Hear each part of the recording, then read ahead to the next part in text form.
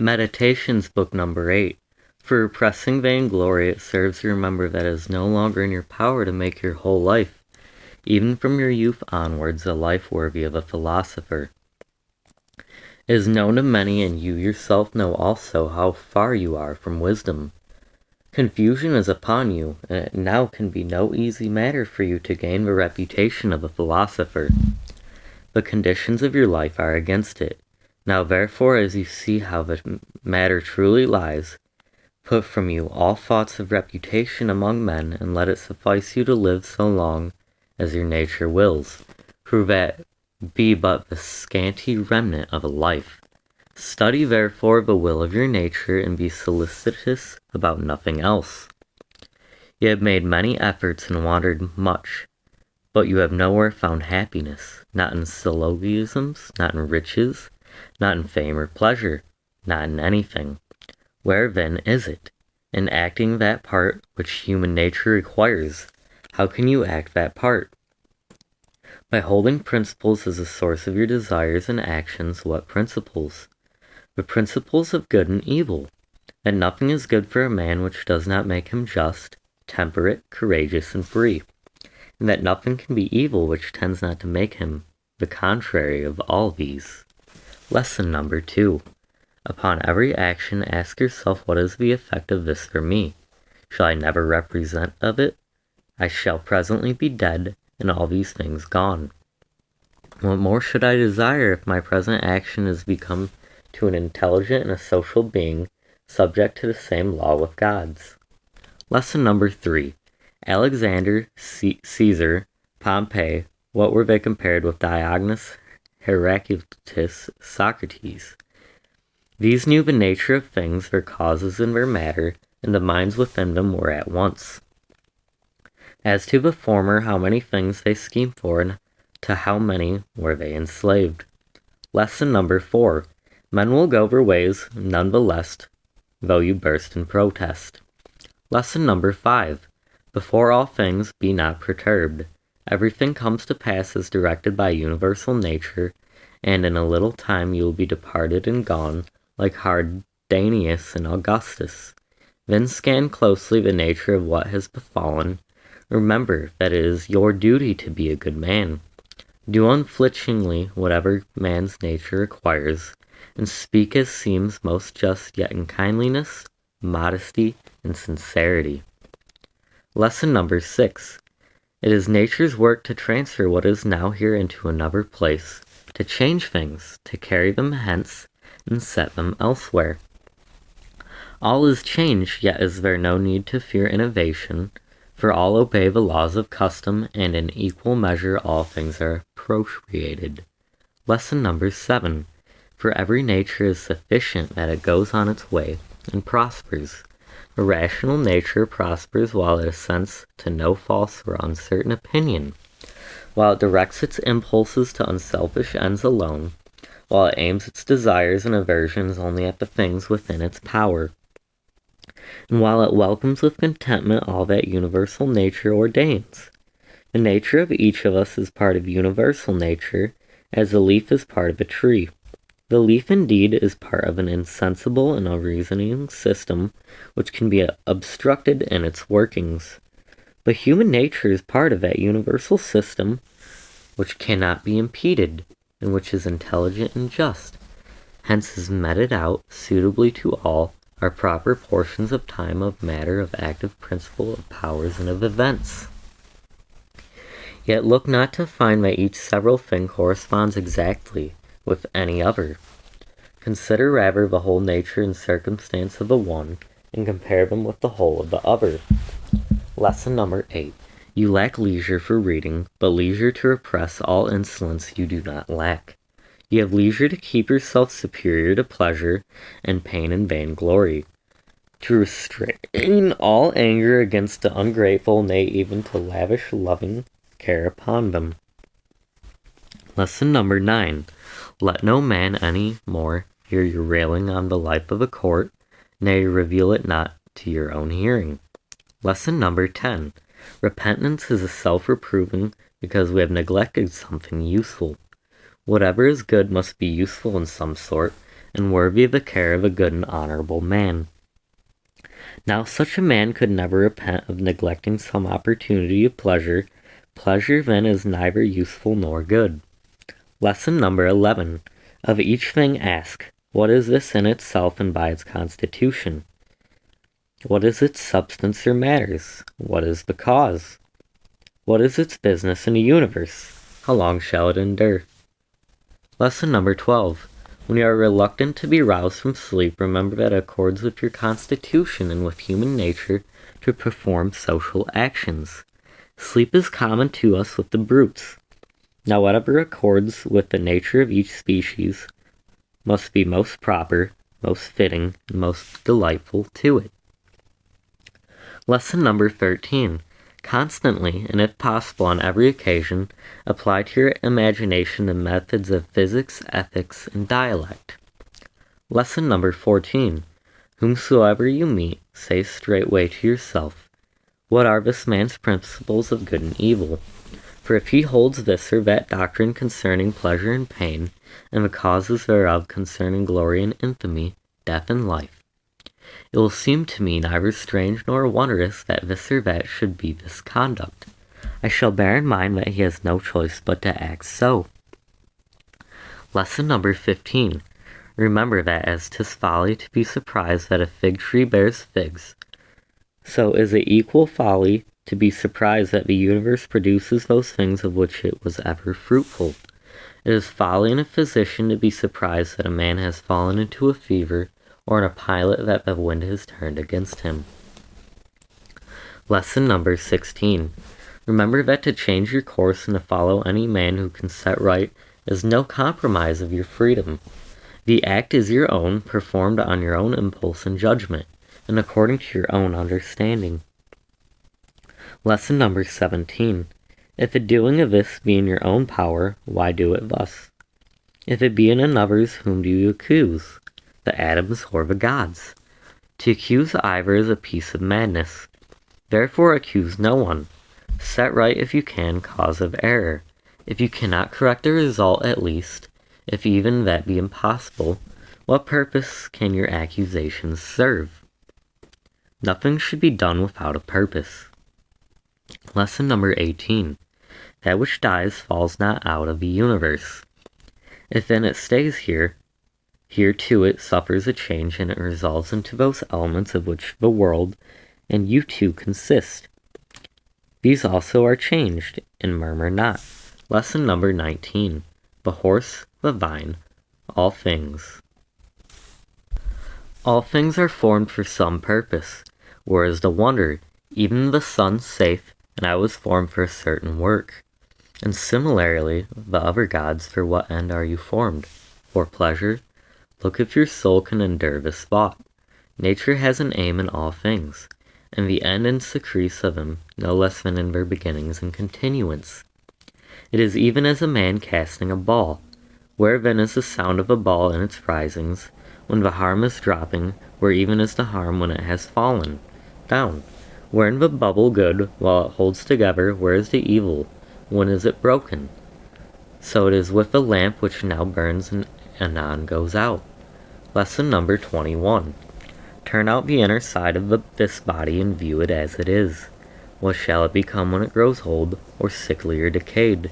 The praiser and the praised, the rememberer and the remembered, are of short continuance, and that in a mere corner of this narrow region, or narrow though it be, men cannot live in concord, no, not even with themselves, yet the whole world is but a point.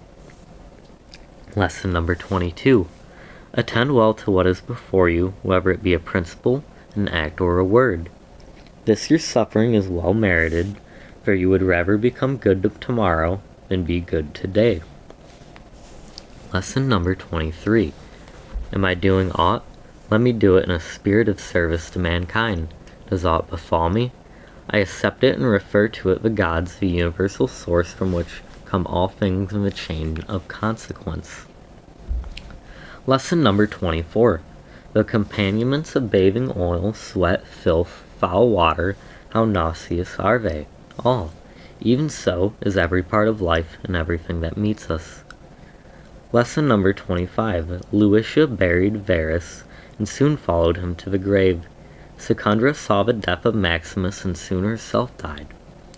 Epiphanecatus buried Diamatus, and then Epiphanecatus was buried. Antonius mourned Faustina, and thereafter Antonius was mourned. Celer buried Hardane, and the Celer was buried. All go the same way. The cunning men who foretold the fates of others, or swelled with pride, where are they now? Where are these keen wits, Charax and Demetrius and Plotinus, and Eudaemon and their like? All were for a day and are long dead and gone, some scarce remembered even for little after death. Some turned to fables, some faded, even from the memory of tales. Wherefore remember this, either the poor mixture which is you must be dispersed, or the faintest breath of life must be quenched, or removed and fought into another place. Lesson number 26. The joy of a man is to do his proper business, and his proper business is to be kindly to his fellows, to rise above the stirrings of sense, to be critical of every plausible imagination, and to contemplate universal nature in all her consequences. Lesson number 27. We have all of us three relations, the first to the manifold occasions of our state, the second to the supreme divine cause, from which proceeded all things unto all men, the third to those with whom we live. Lesson number 28. Pain is either an evil to the body, and then let the body declare it, or an evil to the soul. But the soul can maintain her own serenity and calm, and refuse to conceive pain as an evil.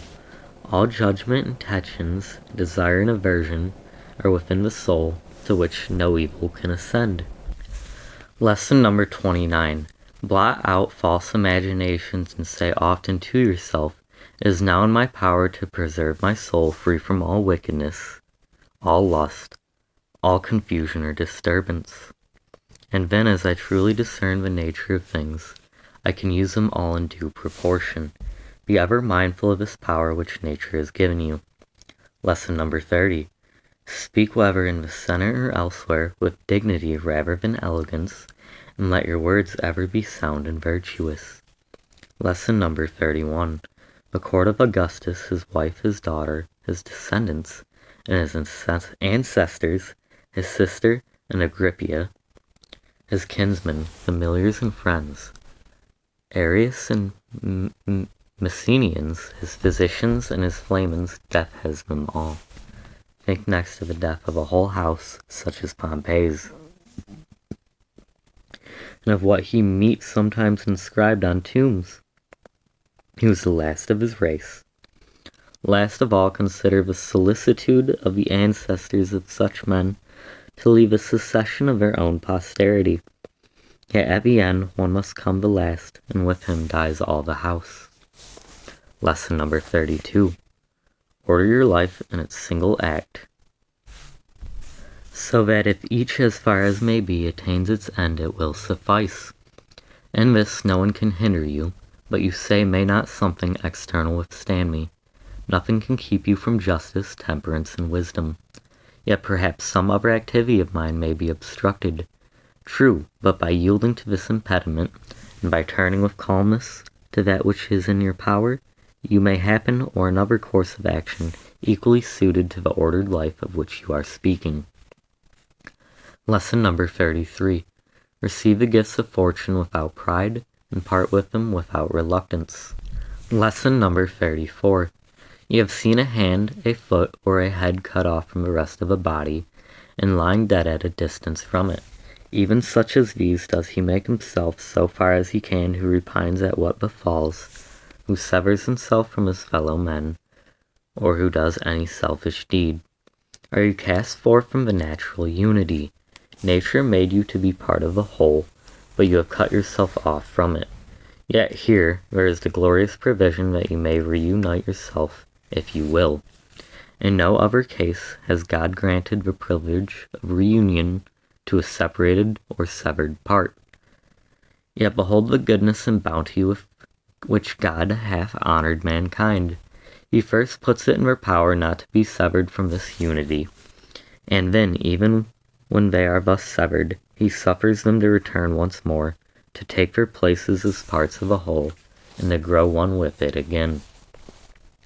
Lesson number 35. Universal nature, as she has imparted to each rational being almost all its faculties and powers, is given to us, this one in particular among them. As nature converts to her use, ranges in destined order, and makes part of herself all that withstands or opposes her, so each rational being can make every impediment in his way a proper matter for himself to act upon, and can use it for his guiding purpose, whatever it may be. Lesson number 36. Do not confound yourself by considering the whole of life, and by dwelling upon the multitude and greatness of the pains and troubles to which you may probably be exposed. As each presents itself, ask yourself, is there anything intolerable and insufferable in this? You will be ashamed to own it, and then recollect that it neither the past nor the future that can oppress you, but always the present only. And the ills of the present will be much diminished if you restrict it within its own proper bounds, and take your soul to task if it cannot bear up even against this one thing. Lesson number 37. Does Panthea or Pergamius now sit mourning at the tomb of Varus, or Chabrias or Diomatus at the tomb of Hadron? Absurd. If they were still mourning, could their masters be sensible of it? Or if they were sensible of it, would it give them any pleasure? Or if they were pleased with it, could the mourners live forever? Was it not fate that they should grow old men and women, and then die? What then would become of the illustrious dead when these faithful souls were gone? And all this toil for a vile body, naught but blood and corruption. Lesson number 38. If you have keen sight, says the philosopher, use it in discretion and in wisdom. Lesson number 39. In the constitution of a rational being, I discern no virtue made to restrain justice, but I see continence made to restrain sensual pleasure. Lesson number 40. Take away your opinion about the things that seem to give you pain, and you stand yourself upon the surest ground. What is that self? It is reason.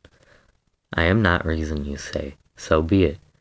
Then let not reason pain itself, but leave any part of you which suffers to its own opinions of the pain. Lesson number 41. Obstructions of any sense is an evil for the animal nature. So is the obstruction of any of its impulses.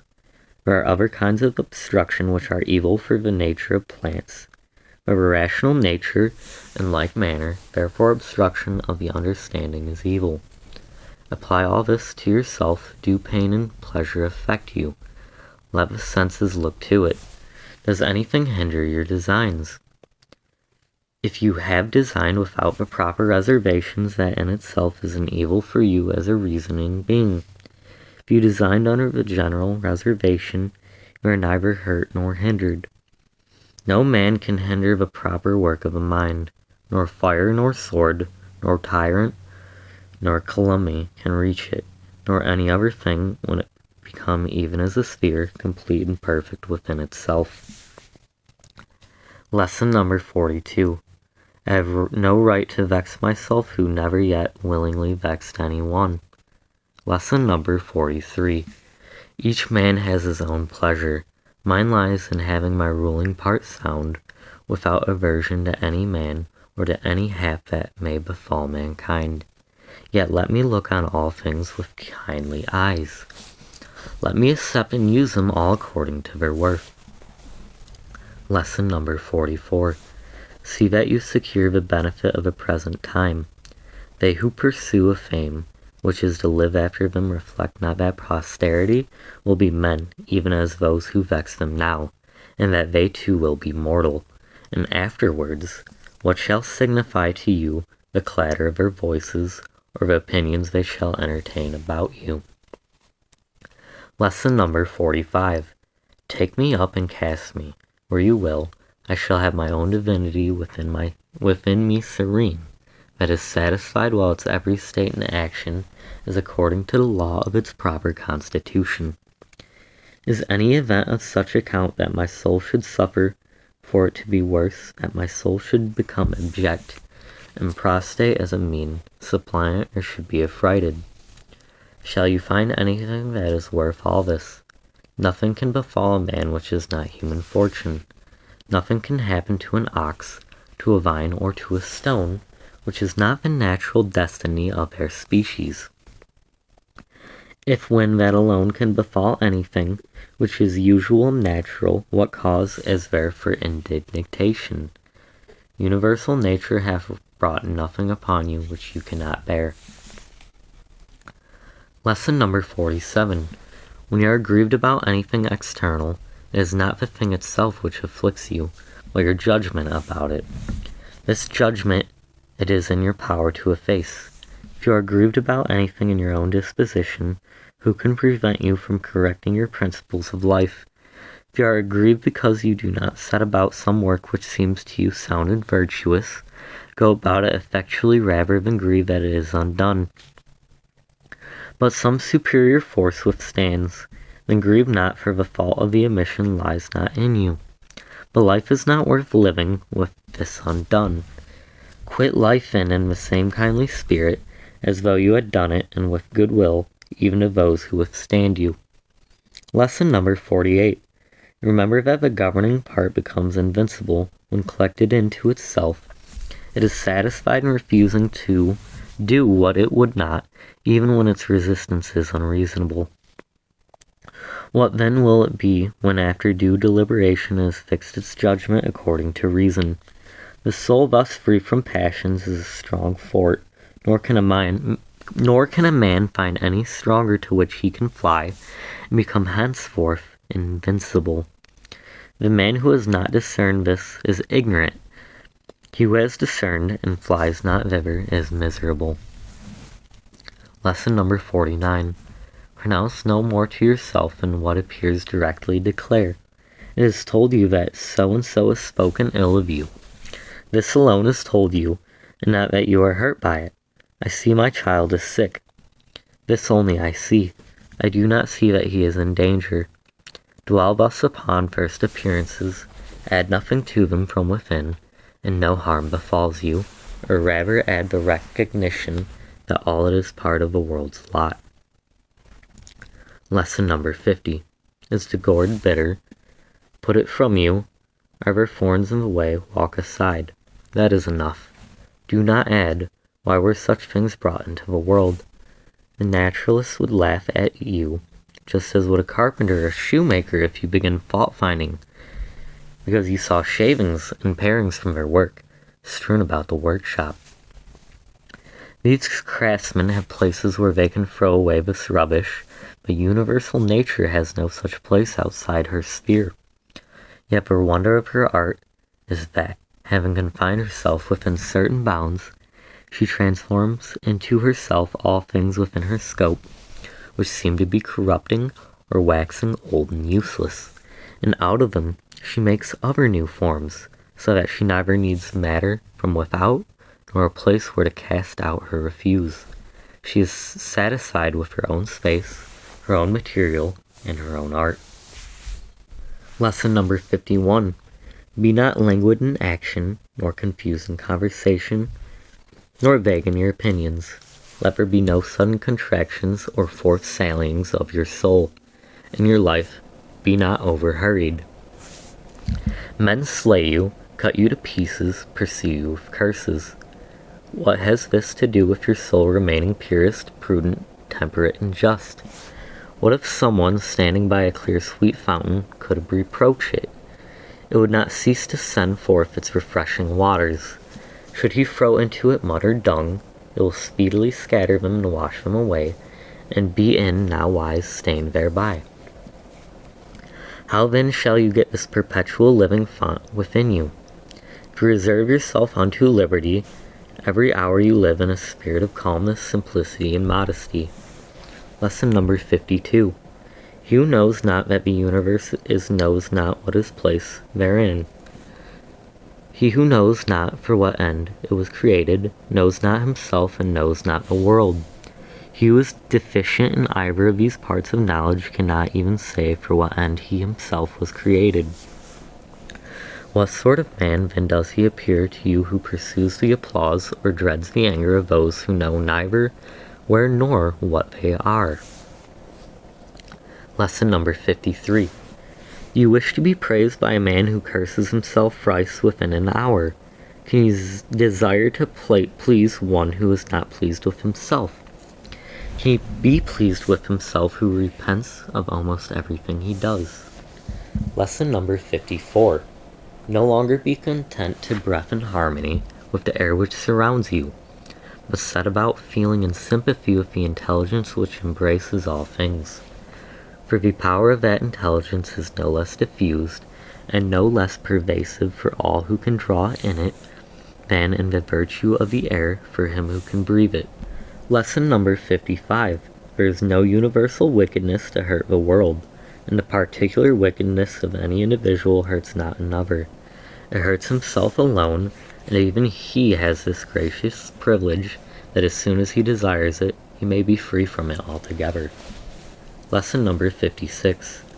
To my will, the will of another is as indifferent as this poor breath and flesh, and how much soever we were formed for the sake of each other, yet the governing part of each of us has its own proper power, otherwise the vice of another might become my own misery.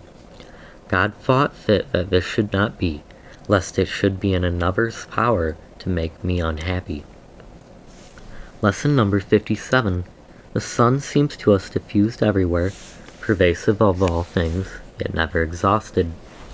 This diffusion is a sort of extension, and hence the Greek word for rays is thought to be derived.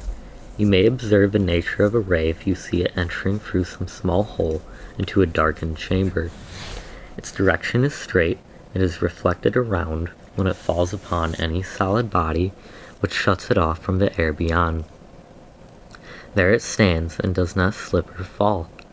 Now such should be the flow and diffusion of the understanding, never exhausted, always extending, not violently or furiously dashing against the obstacles that meet it, nor falling aside, but resting where and illuminating whatever will receive it.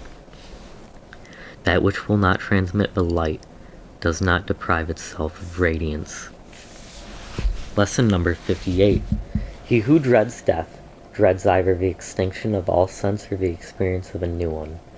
If all sense be extinguished, there can be no sense of evil. If a different sort of sense be acquired, you become a different creature and do not cease to live. Lesson number 59. Men were created the one of the other. Teach them better than, or bear with them. Lesson number 60. Mind moves in one way and an arrow in another.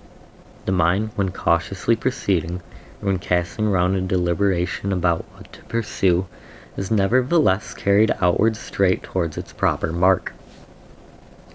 Lesson number 61. Penetrate into the governing part of the others, and also allow others to enter into your own. End of the 8th book.